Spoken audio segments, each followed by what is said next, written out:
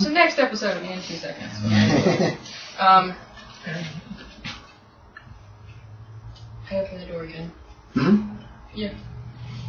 Nothing's changed. Wait. No, the water in the tub is rippling a little. Like something disturbed it slightly. I go over there. Oh, this is not what I would do, but this is what my character would do. Alice you walk over. You see through the murky water, it looks like there is a woman lying in the bottom of the tub. She has large, unblinking eyes, a wide mouth, scales are all over her misshapen face. The slits on the side of her throat seem to palpitate, opening and closing as if she were breathing. Her large hands are clasped over her chest. Evidence of claws and webbed fingers are very obvious. You peer in and you recognize, despite the fact that she has changed and malformed, that that's Aunt Margie. And for a moment you think she's dead. And then she sits up, splashing water over the edges of the tub and terrifying everyone's sanity check. Donald and George are behind you. They get sanity checks as well. 94 for George. Like that's not a success. I made it. I have 80 sanity. This is just water, though. Great. I know. 63. God, Donald's sanity is out the roof. People in bathtubs, though. I made So you lose a point of sanity. George failed. He takes a D6. Let's see how he does. Nope, that's a cop. George takes 6 points of sanity loss. Let's see. 45. He did a 98. He doesn't make it correct. He's just like... He's like, ladies, I got this. No, he doesn't scream or anything. He's like, girl. He just like gasps very loudly. Okay. And then it says, Alice, in a very deep, guttural voice.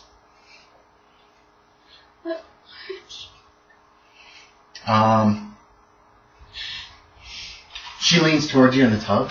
I waited for you. I hid and I waited when the men came and destroyed everything. They didn't find me because I hid. The basement's flooded, but I'd changed enough by then and I could stay underwater as long as I wanted. They eventually gave up looking and I've been hiding here ever since, living as best I can, though the sea calls to me every night and every day. And she climbs out of the tub. How is she? What do you mean climb? She have legs or? She has legs. She's got legs. There are clawed feet. She's kind of stooped over. Her legs move kind of strangely. She kind of reaches for you very tentatively. And how do you react? Okay, I let her. Okay. It's done. She just kind of puts her hand, and then she kind of puts her hand in your hair for a second. She says, I began to change about a year before the men came. Just like my brother.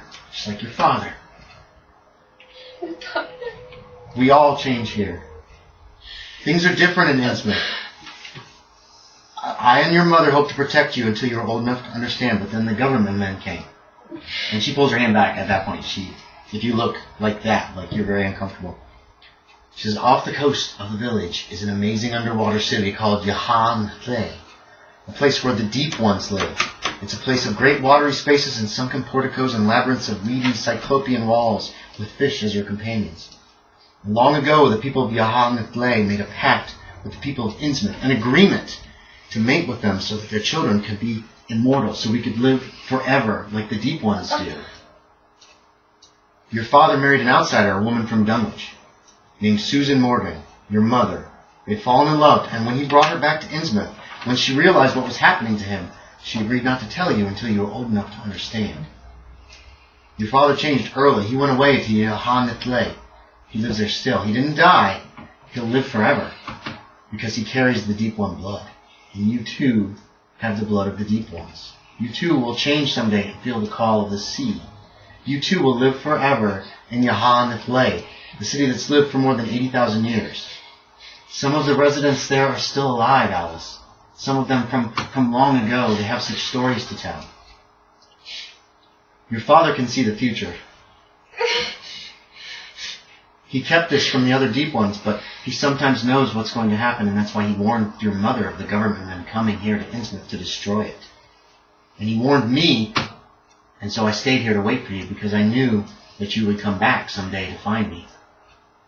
I've been waiting for you ever since, surviving as best I could while waiting for you the last year. My change continued. I'm almost nearly full deep one now. but I don't think I'll be able to escape the men who hold Innsmouth.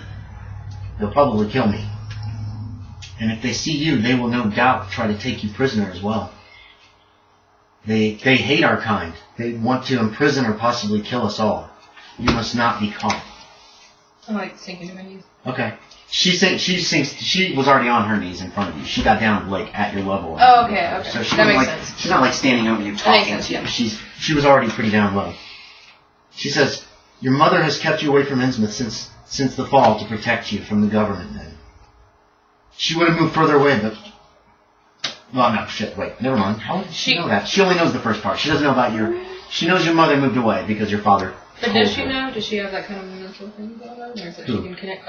my father knows the future. Right. She might have some kind of, I don't know, mental connection with, like, knowing what's going on? No, she doesn't. Okay, no. But she does know your mom moved away right before the thing because your father told her about that. She seems really happy to see you. She also tells you that there's probably no way for her to escape. But she had to wait to see if you came back. And she had to know that you were okay. This is who we are. This is what we are. Some cannot stand that.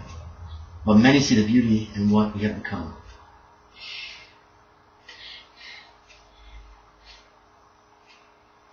My father's alive. He's alive.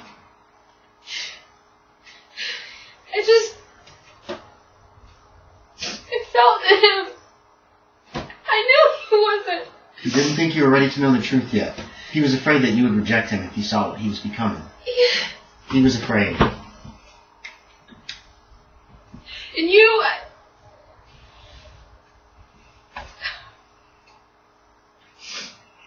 I know you must see me as a monster, but I'm still Aunt Margie. Okay, The boys are just watching. They're standing right next to the door, and they're just kind of watching this. Both of them are kind of stunned. It appears to be. Okay, hold on. We'll jump back to these boys here for a second. These boys. What is your decision on this? Alright, I want to ask him. And what was your decision before all this happened? Well, so, if you just want me to explain my thought process. If you want. But you know he's telling you the legit truth. I mean, like, straight up. Honestly, I feel like if I don't help him, that Girdie and I will get, like, shafted by it, and we'll get, like, in trouble, and all that stuff will happen.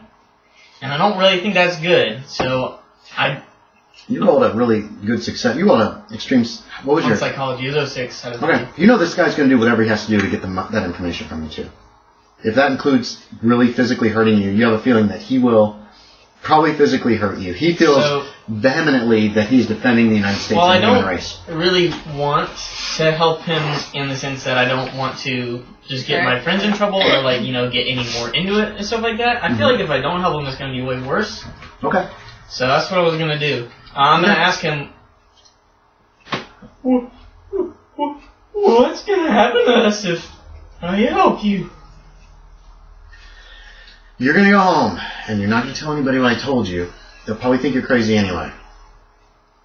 But know that you are helping your country and the human race. Alright. The reason we came here, I agreed because I wanted to know the stuff, the weird Innsmouth stuff, why the town was shut down. But the real reason everybody went was because somebody had family, distant I think, out in Innsmouth, and they wanted to know what happened. Do you know where this family might be? I don't know the town very well, but they're up in the north part. Okay. He shows you a map. Alright. And you guys start to talk about where it might be.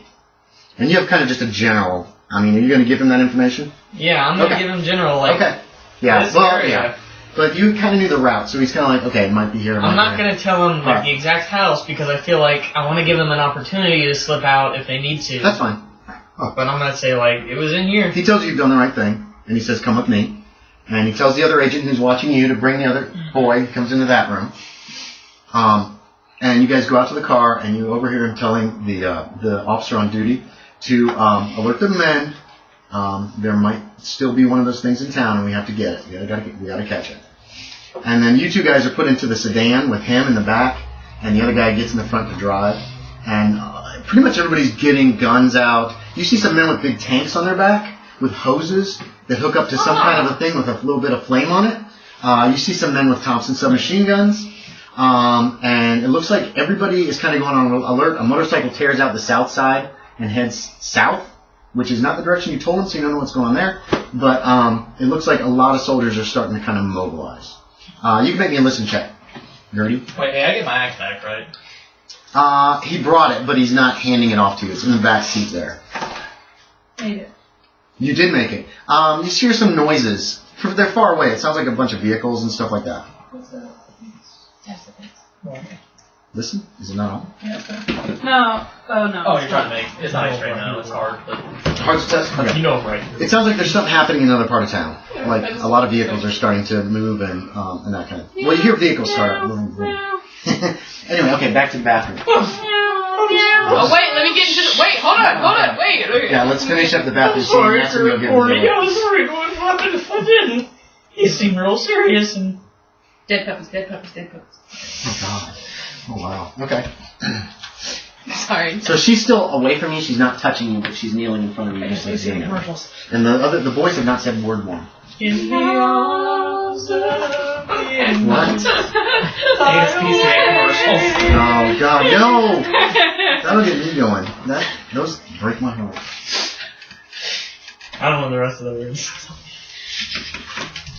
So, I did the music too. How could I Yes, I think did. you're... Please play for me, I gotta, hug her. okay, she hugs you back. I hug her around It's your a neck. moment. It's And like... she's hugging you really tightly and very securely. And she says, we have to get you out of here. We have to get you and your cousins out of here.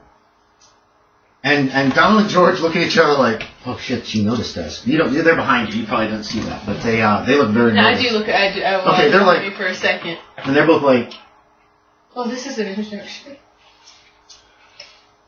hi, Aunt Margie. That's Donald.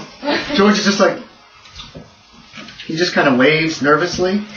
Simon, say hi. He says hi. Do I kind of explain like, oh, Simon's Yeah, you can if you want. spirit. Yeah, Simon's spirit with us. Aunt Margie seems to understand. So I'm not unfamiliar with this situation. Well, I hope you can accept what you're going to become. And she kind of looks at you and she like puts her hand on your face. And she says, you're already starting to show some of the signs. Well, you have big eyes. Your character. And Alice knows this. She has big eyes. I do have fucking big eyes. Yeah, she has very big eyes. True. Even though you're only 13. 14. But, so... Now, so. We have to get you children out of here. And I have to probably just surrender myself to my fate. I don't think I can make it to the sea. And when she stands up, you notice But when she how? walks, she's really But slow. why? Because I don't think that I can get away and protect you as well. We can help you. We can... Yeah, we're helping her. Hell yeah, we're helping. That's George. He's got his bat in his hand. Yeah. He looks determined. And Donald just looks... We can help Don't you. listen. We can help you. Listen, Jack.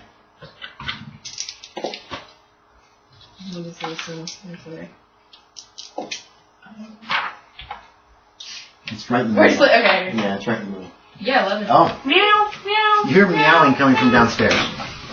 Like really fakey meowing. Right? Aunt Marge. Is it really fakey meowing?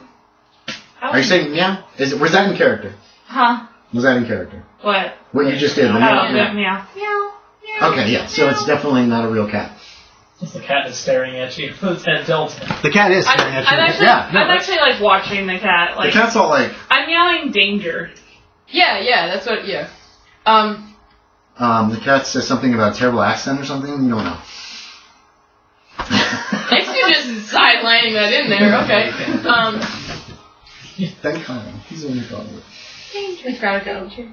We've gotta go, Aunt Margie. Please come with Okay, me. let's go. Okay. Okay, so you guys can rush Do downstairs. I get like a towel? Is she naked?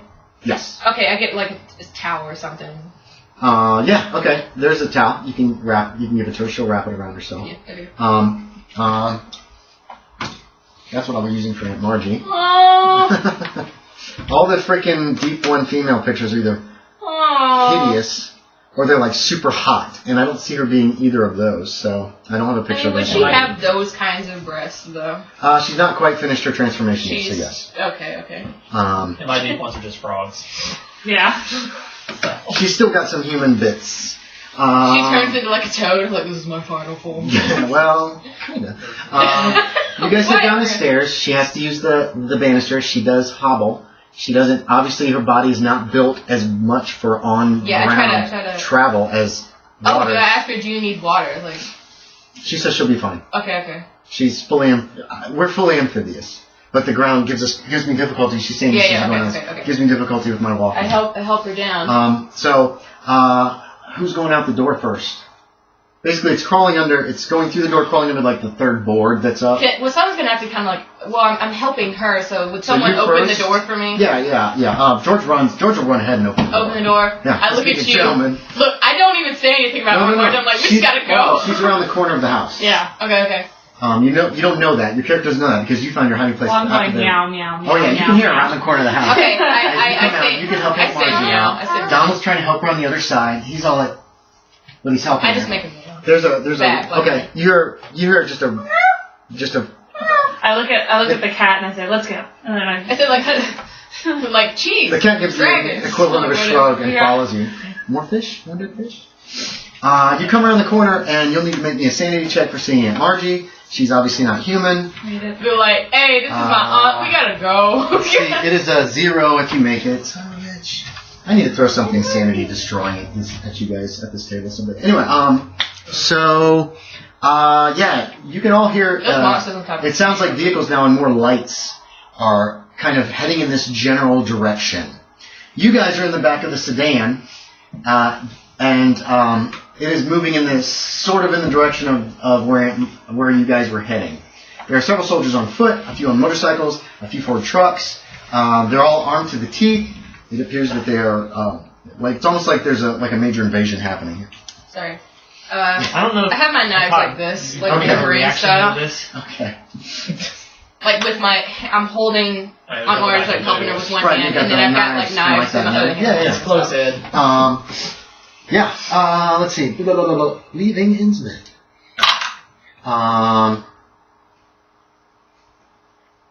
You do hear somebody says, "Who's that over there?" As you guys are starting to head where? Where are you guys heading? Where's the map? Oh, we're heading like closest to the ocean, probably. Aunt Margie's house is there. Where do you want to go? We're going that way. Okay. Yeah, there's a harbor right there. Oh yeah, this is like the. All these buildings. And are then destroyed. this leads to the larger. That leads to the Atlantic Ocean. Yes. Okay. We're trying to get her to the. Okay, it's coming from behind you guys. Who's that over there? Stop right there. Those are the lights I saw. Something like that happens. Keep going. Okay, right now the flashlight's off, isn't it? Yeah. Okay. You hear more vehicles around you on either side as well. And it sounds like people running. These guys got mobilized really fast. Oh, wait, okay, maybe I don't, where are they coming from? Where are they coming from?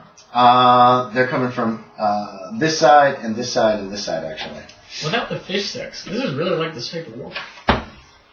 I've not seen that movie, so. Technically, there still was fish sex in it. Yeah. And Margie's parents had fish sex. I came from fish sperm? Wait, it's not fish. They're not fish. You were spawned, yes. They are deep ones. So you still have this way? Got him. It sounds like noises are coming like this. I keep hitting my ankles. This is not fun. With what? I don't know, just things. On your shoes? No shoes? There. Alright. The noises are coming like this. Okay, we're just heading directly to this sound. You head that way. Okay. Towards the towards the bay, basically. Bay, yeah. We're going to the bay to leave.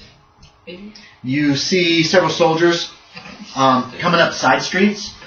Somebody yells something and starts pointing, and you see more men kind of flanking you or pacing you in the same direction.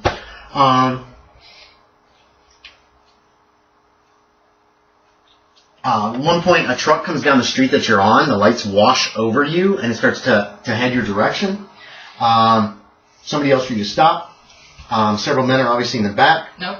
of the truck. Nope. No, right now you don't have anything to Keep write. You almost make it to this street when some men show up on the other side. There's rubble all around. These structures are all blown up, destroyed, burned down, whatever.